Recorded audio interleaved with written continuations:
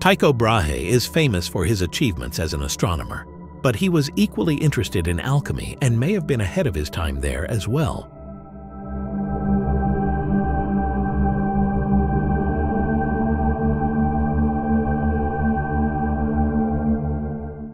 Shards retrieved from the alchemy laboratory of 16th century scientific pioneer Tycho Brahe have traces of unexpected elements not truly discovered for almost 2 more centuries. This and other elemental traces may give some insight into what Brahe was doing in his basement laboratory, although many questions may never be answered.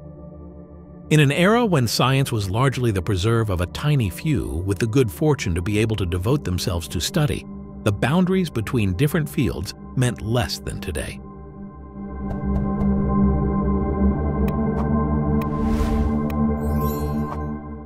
Tycho Brahe is remembered today as the greatest observational astronomer before the invention of the telescope.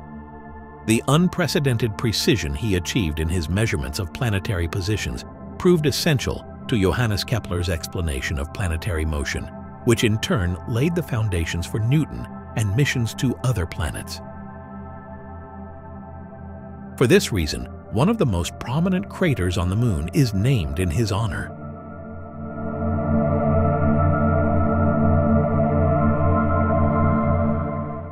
Brahe was also interested in alchemy.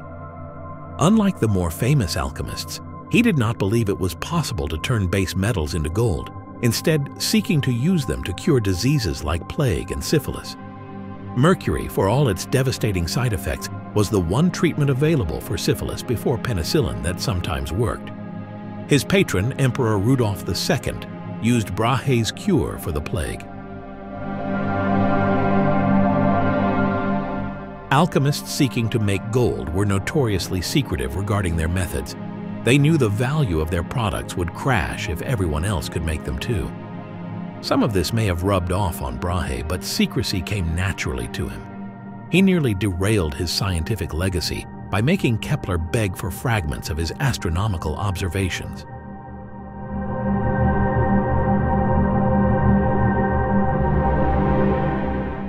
Unsurprisingly, we know little about Brahe's medicines.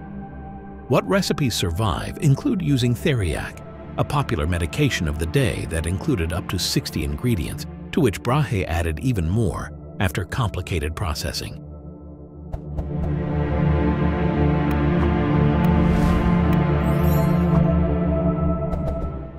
Excavations in 1988 to 90 at Uraniborg, Brahe's home, may change this by revealing shards of pottery and glass. The palace was destroyed by royal decree after Brahe's death in 1601, but he published detailed plans, and it is thought these shards are from the basement where he attempted alchemy away from prying eyes. 4 glass and 1 pottery shard have been subjected to chemical analysis. All but 1 glass shard shows enrichment in nickel, copper, zinc, tin, antimony, tungsten, gold, mercury, and lead relative to background levels, indicating each was used in experiments. 4 of these metals are ingredients in Brahe's surviving recipes, and the others were of interest to alchemists of the day.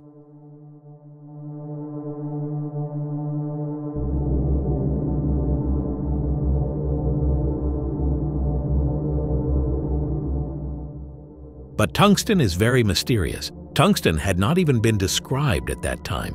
So what should we infer from its presence on a shard from Tycho Brahe's alchemy workshop? It was another 180 years until fellow Scandinavian Carl Wilhelm Scheele described the properties of pure tungsten. Either traces happened to be in the minerals Brahe was using and were caught on the shards, or Brahe was far ahead of his time. The second idea, while exciting, is unprovable. It would also be considered unlikely for most experimenters. However, given what we know of Brahe's astronomical talents, it would not be completely unexpected if he was also a chemist of rare skill. Moreover, tungsten was not entirely unknown before Scheele. Decades before Brahe, German mineralogist Georgius Agricola reported that tin ores from Saxony contained a mystery ingredient, which he named Wolfram, that made them hard to smelt. That name, meaning wolf's froth in German, is the reason tungsten has the chemical symbol W today, to the annoyance of generations of school students and the delight of quizmasters. Maybe Tycho Brahe had heard about this and thus knew of tungsten's existence, but this is not something we know or can say based on the analyses researchers have done. It is merely a possible theoretical explanation for why we find tungsten in the samples. If Brahe was aware of tungsten, we don't know, and probably never will, whether he got closer to purification than his predecessors. If so, the publication of his work might have represented a significant advance for chemistry, short-circuiting the long wait that occurred instead. Given tungsten's usefulness, for example in making harder steel and pseudo-lightsabers, it might have led to many practical applications occurring centuries earlier. To Brahe, alchemy and astronomy were not as distinct as they seem to us.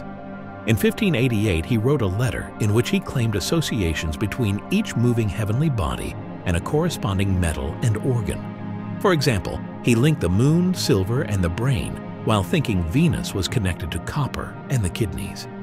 Researchers has previously analyzed samples of Tycho's hair, indicating he may have consumed his medicines containing gold, which he associated with the heart and sun. Blurring the picture further, the elements present on the shards may not have been the result of Brahe's work. His sister and brother-in-law were also keen alchemists and visited Uraniborg frequently. With Brahe's laboratory possibly the finest in Europe, they may have borrowed it for their work.